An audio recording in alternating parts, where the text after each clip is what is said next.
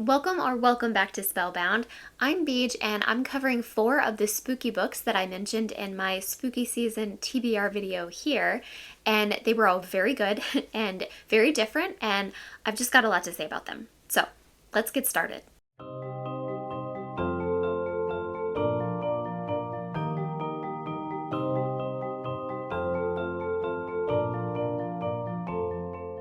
We're starting with Haunted Nights, and this is an anthology collection, so a collection of short stories by other authors, and it's edited by Ellen Datlow and Lisa Morton, and was published by Blumhouse Books in 2017. So I mentioned that this was the year of anthologies for me, and that is very true. This is the year of the short stories, the novellas, the collections, the anthologies, and there are, I think, like five or six different anthology collections that I'm reading just for spooky season.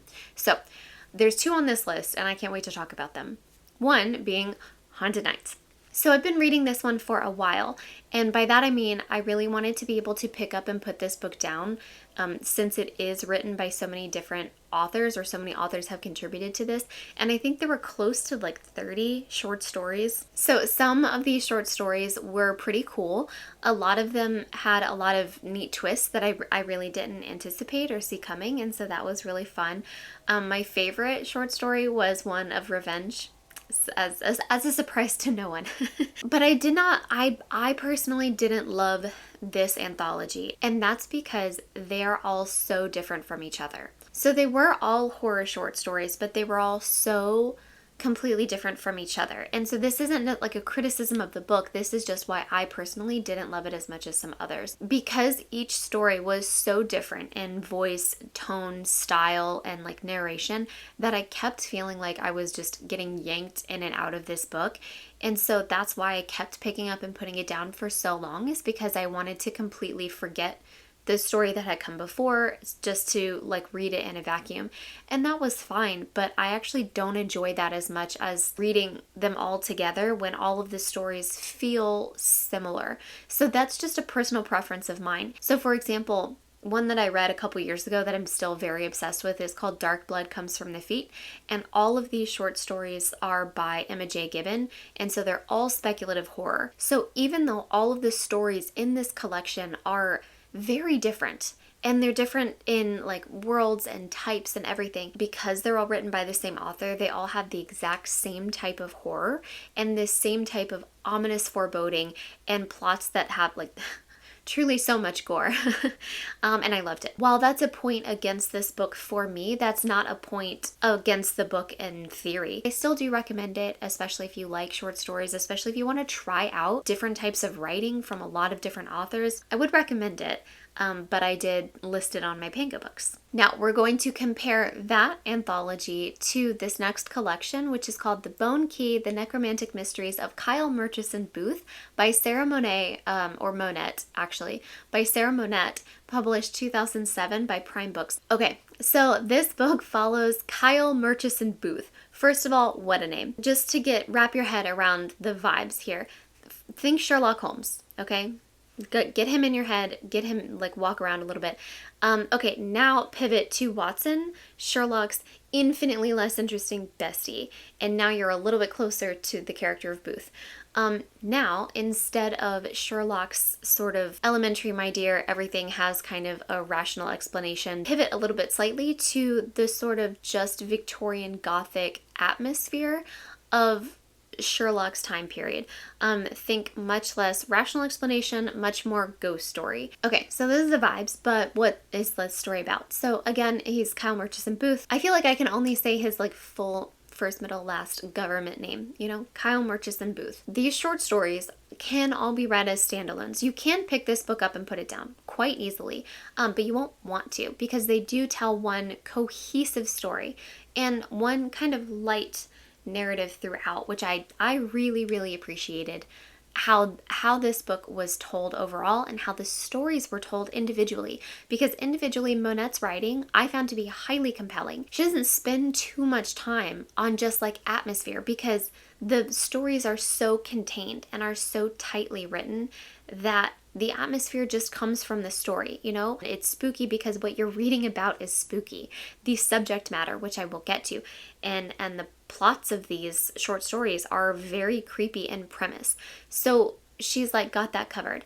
Second, she doesn't really spend a lot of time on character. You get to know Booth throughout each of the stories, and a little bit, you learn a little different side of his character along the way. And because this is a cohesive selection of short stories, you're not trying to show this massive character arc and growth, and you're not trying to have him drive his story. A lot of these short stories happen to our main character. And while that was a criticism of mine in the beginning, you kind of understand how that has shaped him along the way, and by the end of the book you really understand Booth way better than you did when you started. The reading experience, is my point, was just so great. It was fun, it was really easy to dive into this world. You didn't want to put it down, but you could, because they were very cohesive, or very insular short stories that were tight, well written, well edited, and her writing was just... And the plots of these mysteries are compelling too. Like, it's not just the surface level writing of Sarah Monette, but the plots are so interesting. Right out the gate, this book starts with a bang, right? Like, so the first short story, Booth gets a call from his bestie, and his bestie's wife had just died like 6 months prior or something. And Booth was never that taken with his bestie's wife. He was like, that's fine. But his bestie is not in good shape. He has been obsessed for months, ever since she died, just obsessed with finding a way to bring her back. So he's like looking real haggard, dark circles, hasn't slept in 6 months, and he's like, I found a way, Booth, I found a way, but I need you there to sort of help me complete this sort of dark art situation. And also there's a witness, and also to provide like the blood sacrifice a little bit in order to bring her back, thereby establishing, first of all, Booth as a side character in his own story. Like, he is not giving main character energy. And as you can imagine, things don't really end well for Booth's bestie in this short story. And it's dark and it's creepy, and it immediately sets the tone in all ways. It sets the tone for the types of stories you can expect. It sets the tone for what you can expect out of Booth and how he navigates his own sort of adventures here. And it sets the tone for Sarah Monette's writing, which is succinct, good, creepy, without like dragging on. Excellent. And I appreciated that all of the short stories were connected in some way to like the previous one, where in one short story you would meet a character who would maybe become a main character of the next one, you know, so sort of following Booth throughout his adventures in that way. They were all very atmospheric, they were all very creepy, and they were all very spooky. So you had Raising People from the Dead, you had some classic ghost stories, a haunted hotel, a super creepy family curse, a demon lover, and my favorite was when he and a fellow archivist found the skeleton of a woman who was entombed in the basement of the museum where he works. She was buried with this like cursed necklace or something. So it was extremely unsettling, extremely creepy the way that it was written, and also gave like the perfect Fall of the House of Usher vibes. It was so much fun to read, and creepy. My favorite out of the whole collection. Now we've got to talk about our main guy, Booth. For the first half of this book, I did not really enjoy our main character. I thought he was awkward without being charming, and I thought that he was boring without having a reason to be. And I was like, how does he continue to be so boring? So how does such a boring guy get to have such cool and creepy shit like keep happening to him? But more than that, how does someone stay boring after so much creepy, spooky shit keeps happening to them? Like, adversity builds character. How are you still this boring? But around the halfway mark, you really start to see a lot of things that make his character make sense. You're like, oh, I understand now why and how you got to be this way. I understand why you continue to make the choices you do in order to stay so kind of reclusive into yourself. I understand it. And then about at the halfway mark, you also see him start to make decisions that do start affecting the stories around him. So up until halfway, a lot of the stories kind of happen to him. Like, he's the central figure, but he just be in these ghost stories, you know, like his bestie's the one who called him up and was like, hey, can you help me bring my wife back from the dead? And he's like, sure. So A lot of these stories just kind of happen around him, in proximity to him, etc. But around the halfway mark, you really start to see him take agency of these stories and start to make some in-character choices and also some surprising choices that helped affect how the ghost stories affected him, which was really neat to see. And after that, then you really started to see how his choices in fact brought him to the next mystery, which brought him to the next mystery. So I had a change of heart around halfway through this book, because I think Booth also had a bit of a character upgrade as well. So overall, I really, really enjoyed this book and all of the stories within it. Like, there was not a single dud of a short story. They were all great. 100% I would read more from Sarah Monette. Like 100, I will read anything by her, but also I would even consider reading more about Kyle Murchison Booth if there's like more stories about him, because I'm into it now. He sold me. Hide by Kirsten White, published 2022 by Del Rey, an imprint of Penguin Random House. Okay, so settle in, or buckle up, or grab a snack, or like do whatever you've got to do to get comfortable, because I loved this book and I have a lot to say, and and even though I like typed out a lot of my notes, my thoughts are still all over the place, and I'm gonna do this without spoilers. First of all, I will do this without spoilers, but also they're all over the place, and I've got just a lot to say. Okay, so I'm gonna get comfortable too. Okay, are you comfy? Do you have a drink? Snack? So this book is about a 2-week-long hide-and-seek competition that takes place in an abandoned theme park. And our main character, Mac, which is short for Mackenzie, is the sole survivor of what is known as the hide-and-seek massacre, in which her father killed her entire family in a week-long game of hide-and-seek. So, immediately, terrifying backstory, terrifying premise.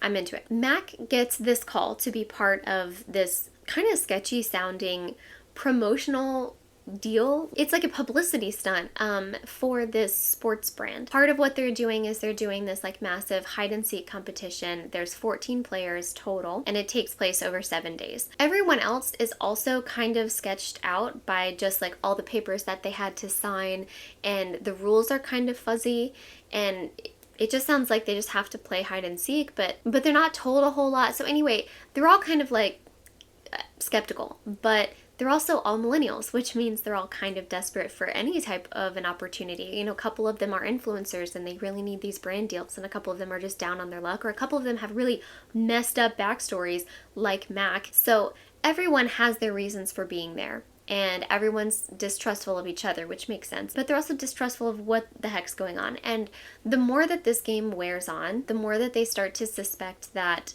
this is not actually a publicity stunt, and actually they're being hunted by what they don't know. But the people who have been like gotten out in this game haven't come back, and there's an awful lot of blood.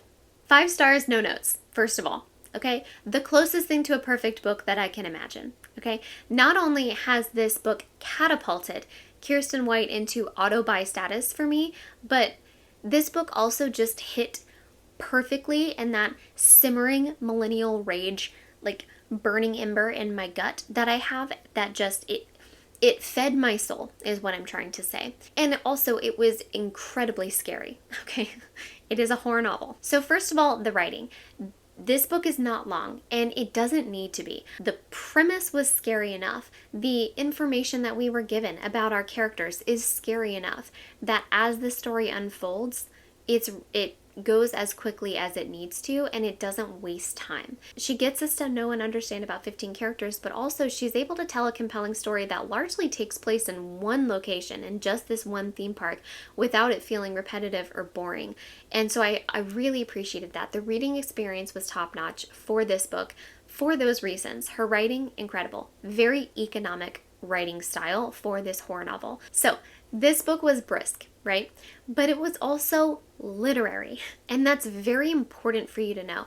And by me saying that, I know that I've immediately turned off some people who are like, I just want to turn my brain off and get scared.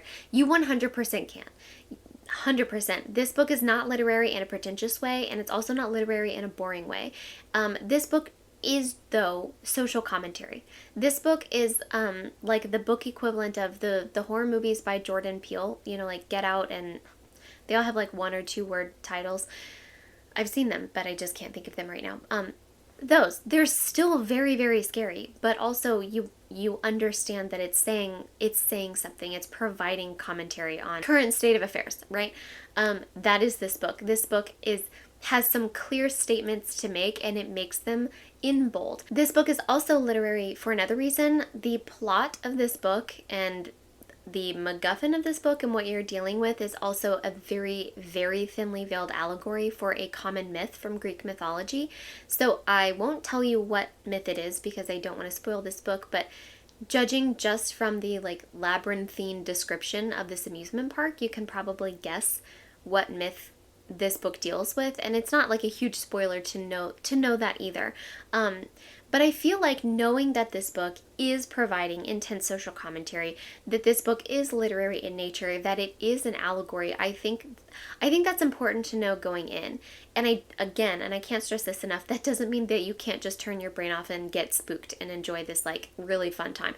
100% you can. Now, like I said, this book is providing social commentary, specifically millennial and Gen Z social commentary, which, like I said, I'm deeply passionate about. The book tells you right away what this book is about to say, who this book is for, and it's very upfront about it. So I wanted to read that. First of all, in the dedication, to the youngest generations we've tasked with saving us all, you shouldn't have to. I'm so sorry. And it's also in the acknowledgments at the end of the book. So in case you were somehow unclear with what you have just read, Kiersten White's final mic drop moment is in the final line of the acknowledgments. Finally, to everyone who still insists that they pulled themselves up by their own bootstraps, for fuck's sake, look up the origin of that saying. Obsessed. So this book deals heavily with themes of entitlement and sacrifice, but not self-sacrifice, of course, but the sacrifice of others, the intentional, knowledgeable sacrifice of future generations for short-term gain. But also my favorite theme of this book was like radical disillusionment.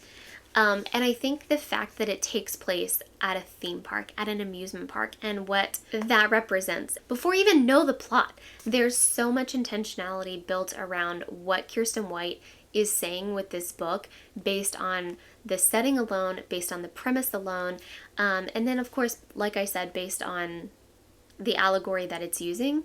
It was incredible. The four main characters that we focus on, even their own backgrounds and where they come from, so uniquely mimic not just like the millennial plight, right? It would be too easy, but the way that they were uniquely betrayed by the people that they were signing up a life for. So you have Mackenzie, whose own father massacred her whole family. The very person who is supposed to be her provider, her protector, her shelter in this world is the one who took away all of her safety and the safety of those around her. But you also have Ava, a Black and disabled war veteran, LeGrand, who was brought up in a polygamous cult and then was banished from that polygamous cult simply for coming of age as a man in that culture and left to just fend for himself in the world. And finally, you have an impoverished young man who was, I would say about 20 years prior, intentionally conceived to serve a very cruel purpose. So again, like I said, everything from the setting of this book to the premise, to the plot, to the allegory, to the intentional characters that we follow was specifically crafted to help Kiersten White provide this unique, not even unique, necessary social commentary. And I was here for it every page of the way. I am, if you haven't been able to surmise, obsessed with this book. The rage, the rage from this author, the rage from an entire generation, my rage is woven onto every page of this book. Anyway, like I said, 5 stars, no notes. One of the best books of the year. It's only October, so I can't say that it's the best book of the year, but I will say this is already like at least third. And finally, The Halloween Moon by Joseph Fink. This was published 2021 by Quill Tree Books, which is an imprint of HarperCollins. So I popped off about this book a little bit in my TBR, and I'm going to again because I just love this book. This is a middle grade novel about Esther Gold, who loves Halloween. She loves all things spooky and scary and horror movies, and she puts so much effort into her Halloween costumes every year. And she just loves Halloween. But she's 13 this year, and she's just had her bar mitzvah a few months ago, and her parents told her that this year she's too old to go trick-or-treating, and she needs to find another way to celebrate the holiday, and to change how she celebrates this holiday. So Esther Gold rebels against this, and she sneaks out of the house anyway, and goes trick-or-treating with her best friend, who may be more than a best friend, they're not really sure right now, only to discover that her neighborhood has been cursed, like well and truly cursed. So first of all, the reading experience. This book is so much fun to read. This is the most Halloween middle grade that I know of. Other than like, yeah, there's like Neil Gaiman and Ray Bradbury and stuff, but those are different types of vibes and tones and reading experiences. This is the most contemporary written, current type of middle grade, like Halloween middle grade that I know of. There's so much Halloween in this book, and that's what makes this book fun. There's all these like very fun, surprising Halloween elements. You've got zombie trick-or-treaters, razor-bladed candy apples, haunted ice cream trucks, black cats, exploding jack-o'-lanterns, and like an actual Halloween witch and a cursed moon. So there's just so many fun Halloween elements that it just makes the reading experience so much fun, and every time you turn the page you're like, oh my gosh, this is so much fun to read about. It's vivid in its detail. This book is about a girl and her friends trying to break a spooky curse put over her neighborhood by a Halloween witch. That's the plot. But at its core, this book is about the threshold between childhood and adolescence, and it's about the awareness of being on that threshold. I think that a lot of authors or writers in general who try to write about this get it wrong because they make it very reductionist and like, oh, it's bittersweet. It's not bittersweet. That doesn't, like, semi-sweet chocolate is bittersweet. The knowledge and the moment that you say, I think I'm ready to grow up, is two of the most conflicting and extreme emotions that a child who can only feel emotions but can't entirely intellectualize them yet can possibly experience. It is not bittersweet. It is a moment that is at once overwhelmingly sad and terrifyingly exciting.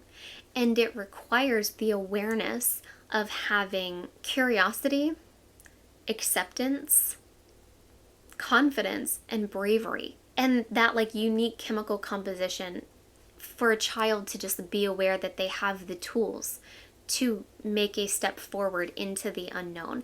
It's a deep moment that is, like I said, extremely sad and extremely exciting. And I think a lot of like authors don't get it quite right.